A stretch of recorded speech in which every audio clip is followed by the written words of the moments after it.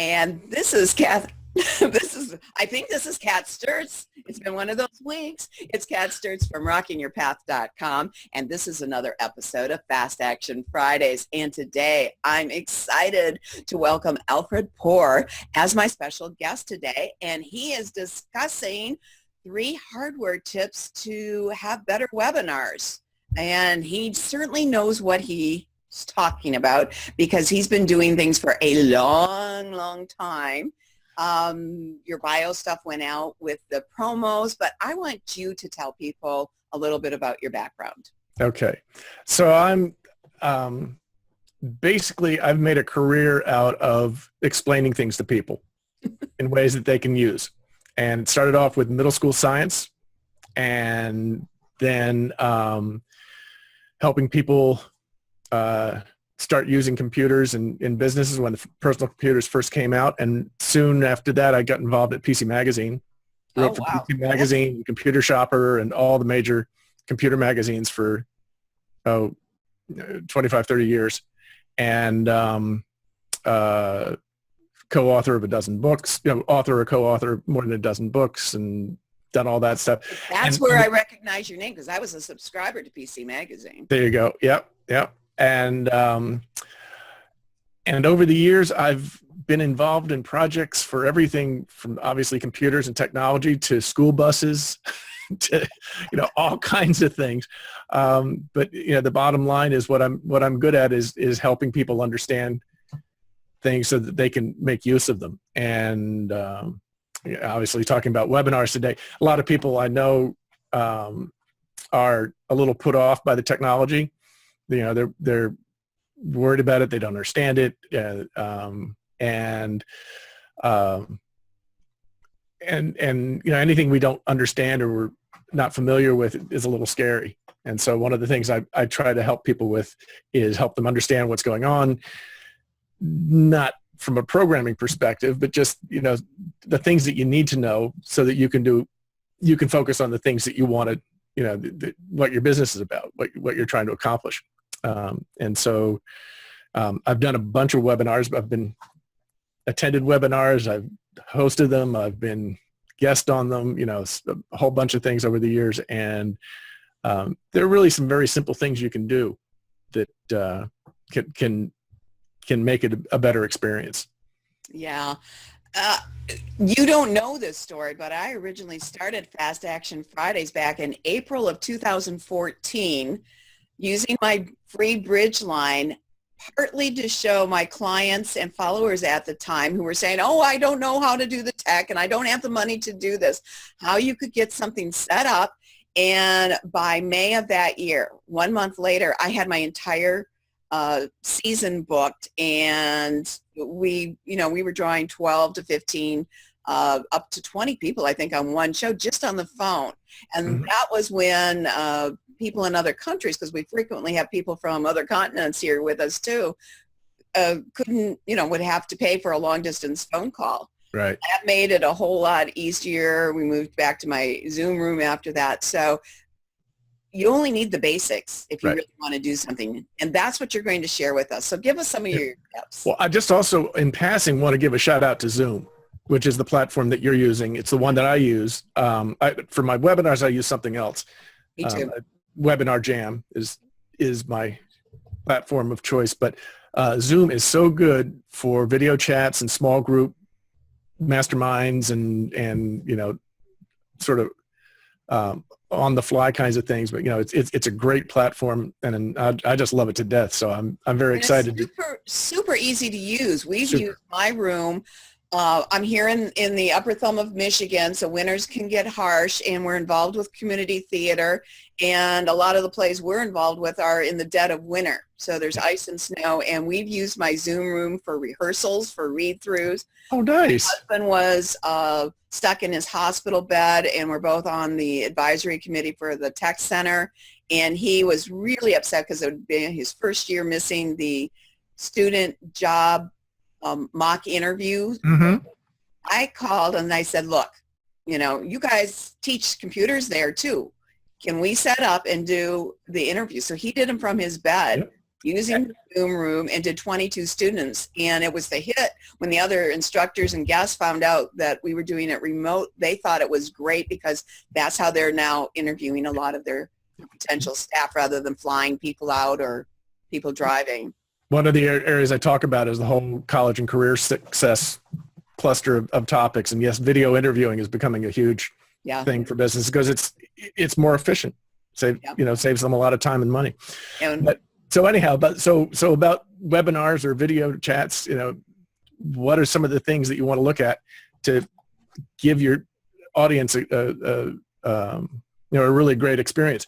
And I come back to old television, back in the days of rabbit ears and right. My favorite Martian. Right. You put the tinfoil on to try to get the signal better, and you have all the snow and the sound doesn't come through well and all. And it doesn't matter how great your content is. If people are having a hard time seeing you, or even worse, hearing you, they're going to give up. Yeah. The patience that people have these days, for something that's just, if it's too much work, they're not going to do it. That's right. Right. So, we're not even talking about the level of looking professional and prepared and all that. We're just talking about the baseline of, will they stay on the call? Mm-hmm. And so, to me, the hierarchy is, first of all, the sound has to be great. Okay. And the reason for that is, the visuals are nice to have, but if they can't hear what you're saying, it doesn't matter how great your visuals are. So to me, the first level is the sound quality. The second level is the video quality and how you frame it and a whole bunch of things that go along with that. And then the third one is the lighting in the room and all those things. And none of these are highly sophisticated issues, right? They're all really pretty simple.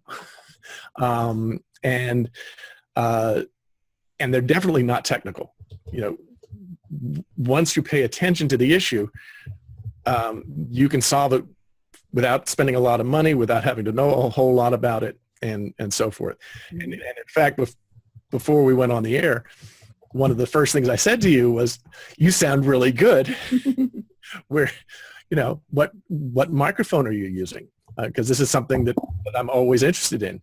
Yeah. And so you have a really nice, inexpensive studio mic from Radio Shack, you said, which I think is a great idea.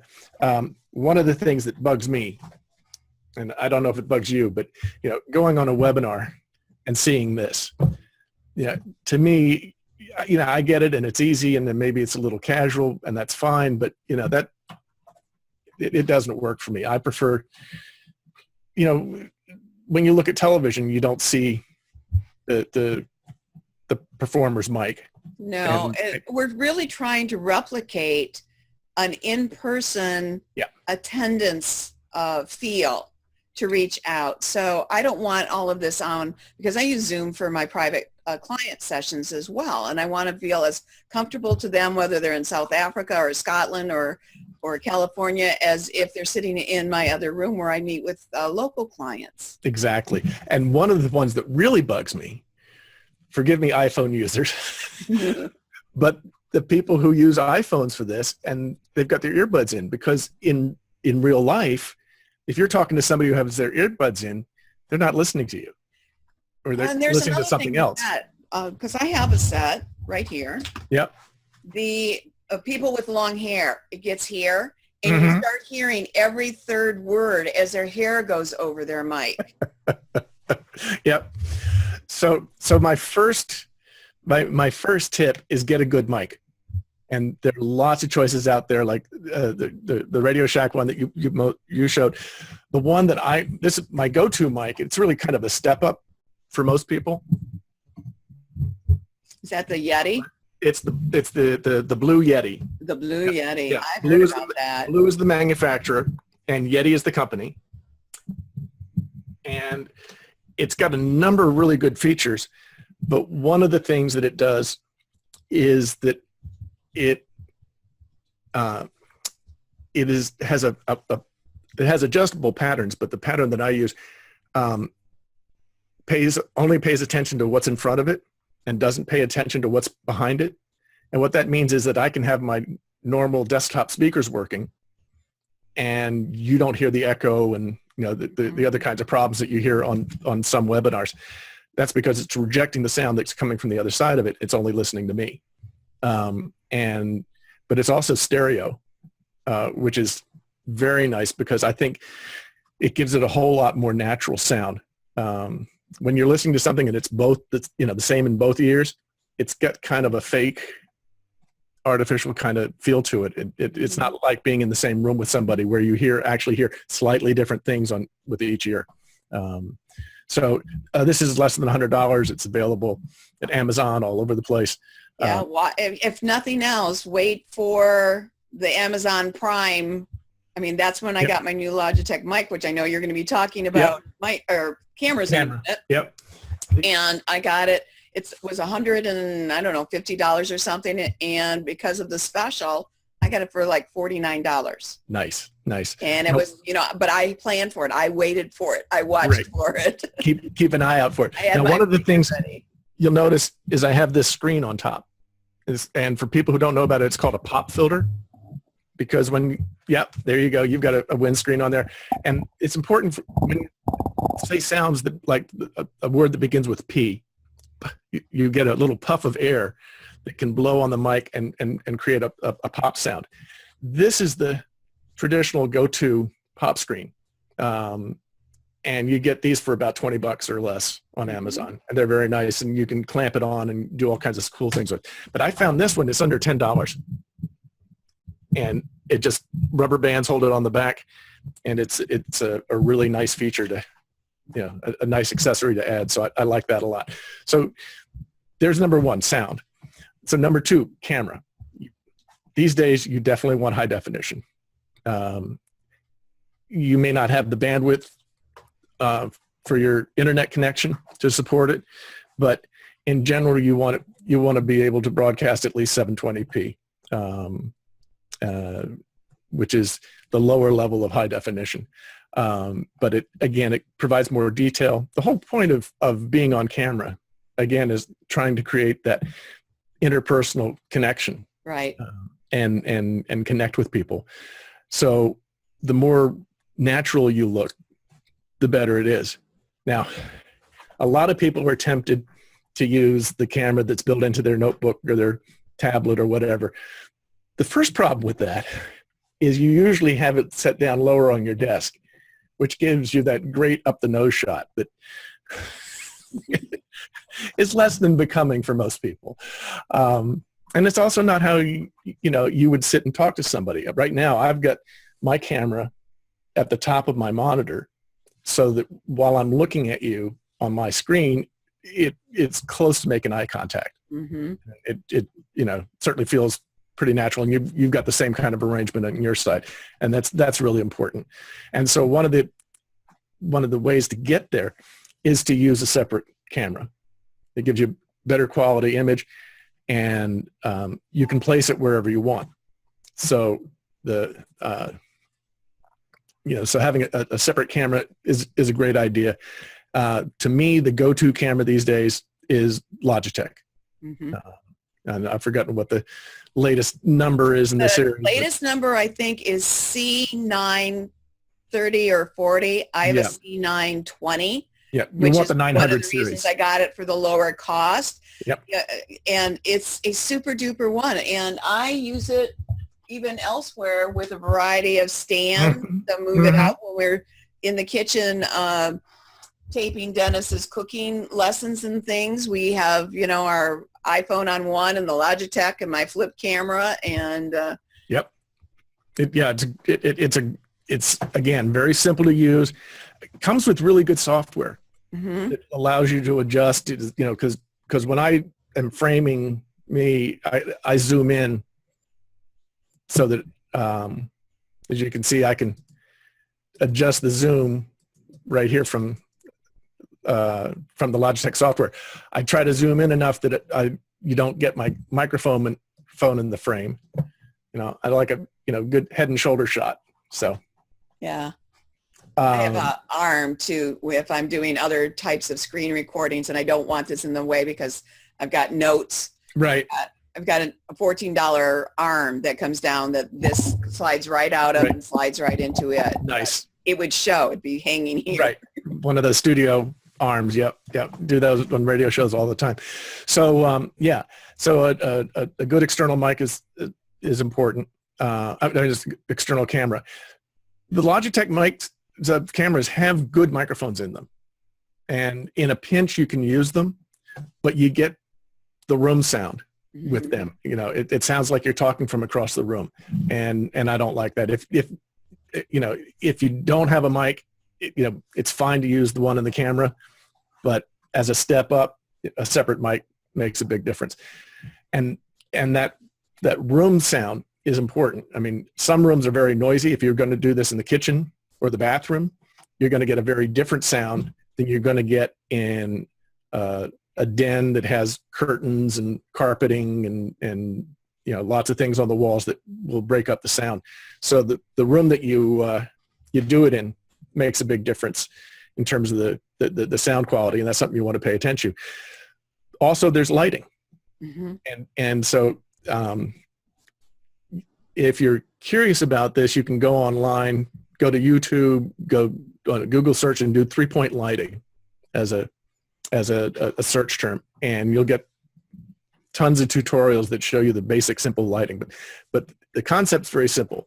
You want to have a brighter light coming on one side, and then you want to have some light, but not as much, coming from the other side to fill in the shadow so you don't get a sharp shadow on the off light side. Right. And I didn't turn on my other one, mainly because I was going to show. I mean, we're talking simple again. You can get the lighting things. I don't have room for the 3-point, but floor lamps, can you see those?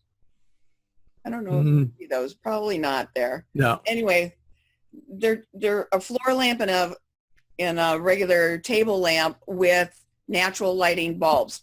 Yep. So here's the secret, though, that I've just discovered this year that's wonderful.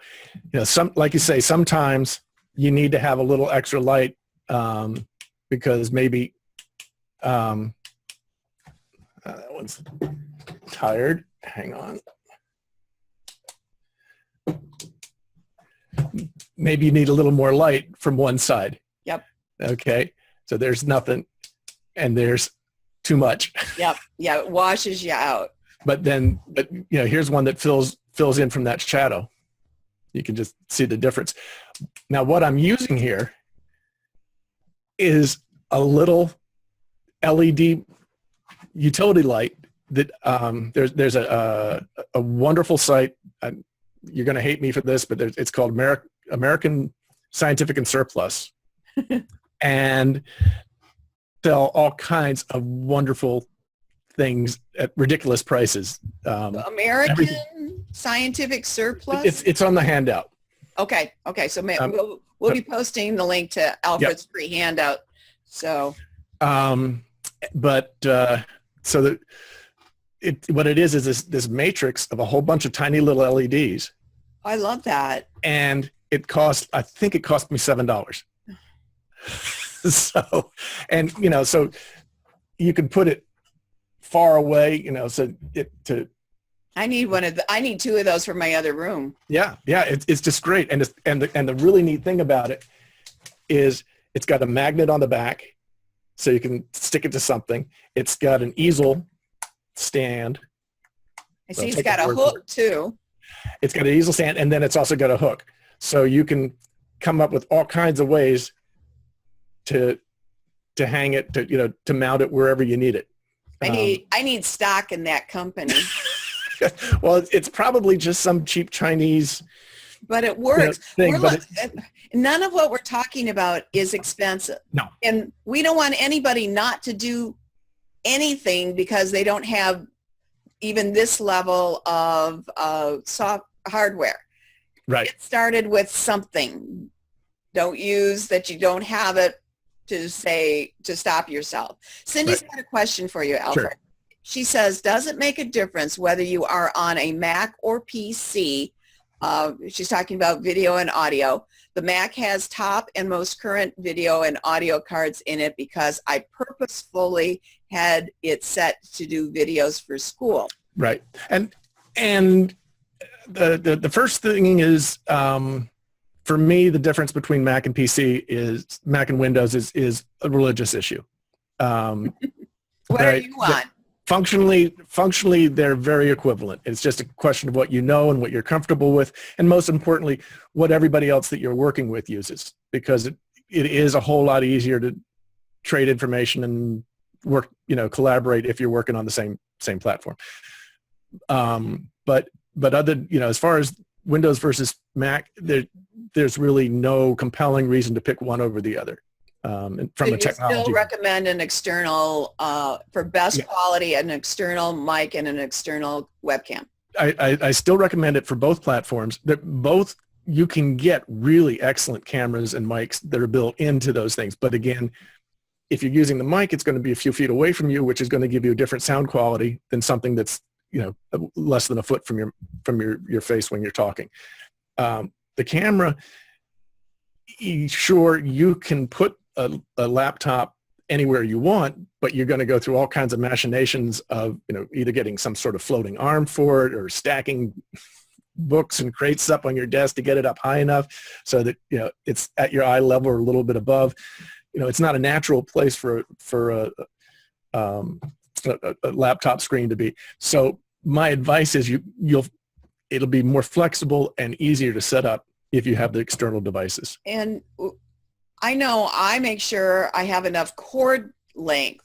Now, I don't have the best background today because I'm working on a project, but I have a tall table, and I think you're working at a stand-up desk, aren't you? I am actually standing on a treadmill desk. Okay. That I built a few years ago.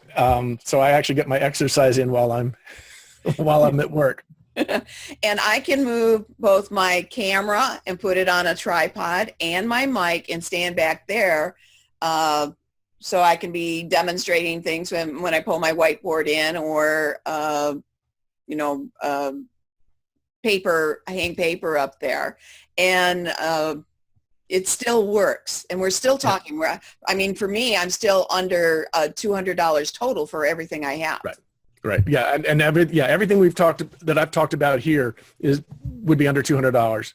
And frankly, if you're working on webinars or video coaching or whatever that, and your budget can't handle $200, then you probably want to rethink your business model. Right. But also, if you're in that situation, and you tell me whether you would agree with this, of those three things, the first one you do have control of is your lighting. And I see so many people sitting in front of a window rather than facing the window. Yeah. So all you get is the silhouette of them, and it looks like a crime testimonial or something. Yeah, all you need is a voice scrambler and right, and a pixelator. Yeah.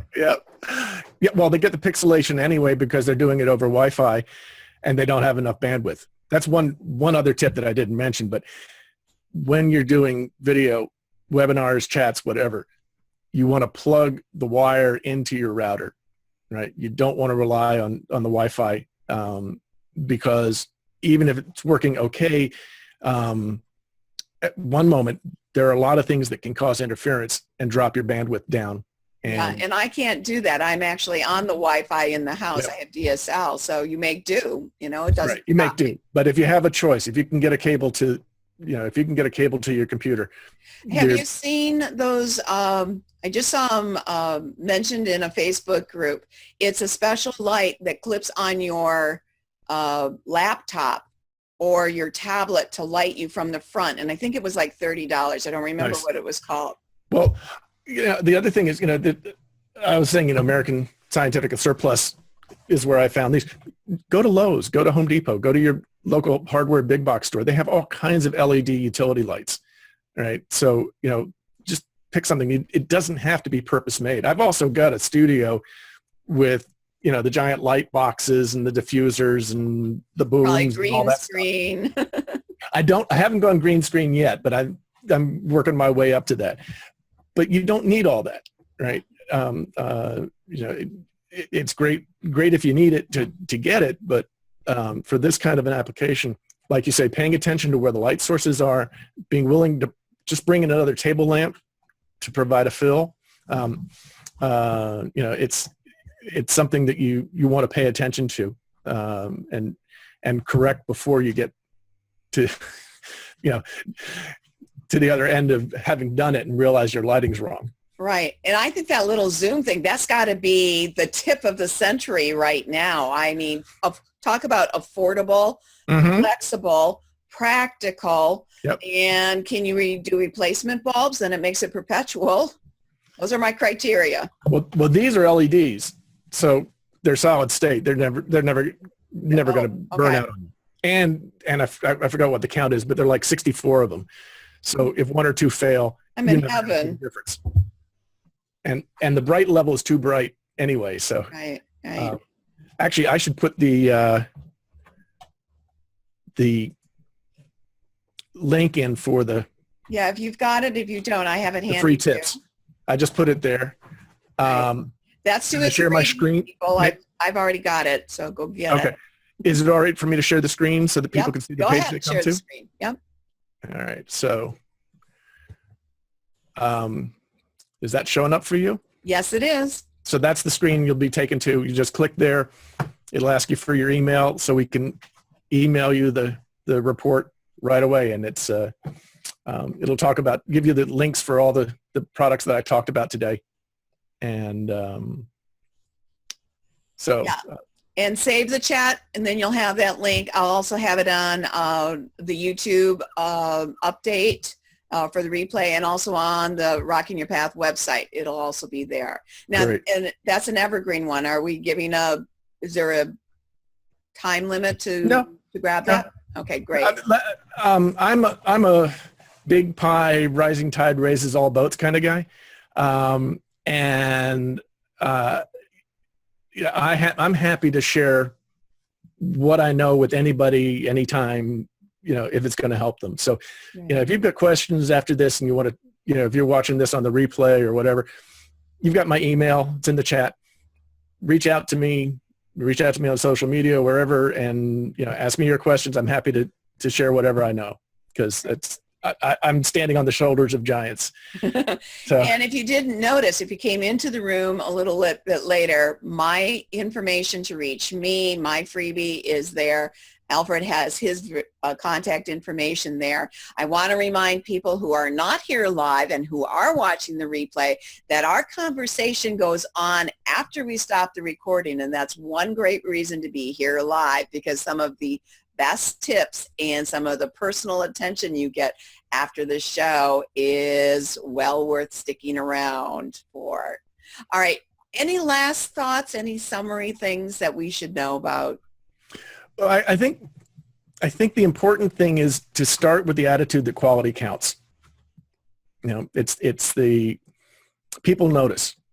It's why you put the effort into your branding. It's why you create a logo or a logo type that's going to grab attention and it's going to identify you.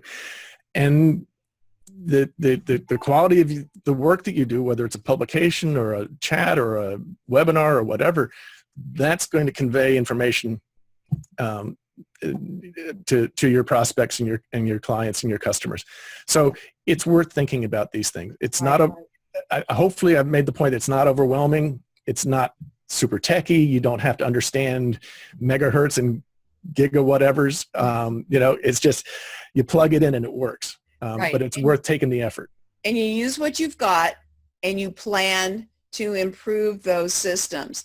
Now, one of the reasons why I don't get all upset about that my background's not perfect is because a lot of the people I work with are either new to the business or new to being on camera or recording something, and they do worry more about the costs. They may not have that flexible cash flow yet, and I want to demonstrate that you can still do things. Right. Don't let that be the hindrance for you. I play mandolin, and we have one in the other room. I'm a bluegrass musician, And people always often ask me, now, what's the best mandolin to get? And my answer is to get the cheapest one you can get and play that until you notice that you can't do the things you want because it's not that good an instrument. And then go out and get a better one, spend the money on a better one. And it's the same thing with all this, use what you've got. They say the best camera is the one you've got with you. Yep. So use the one you've got, use what you've got, but keep in mind that, you want to, it makes a difference to step up the quality of your presentation. Absolutely. All right. So we will be sticking around, but right now this is Kat Sturtz with my special guest today, Alfred Poor, saying goodbye. This is Fast Action Friday. See you next week. And remember to keep rocking your unique path to success.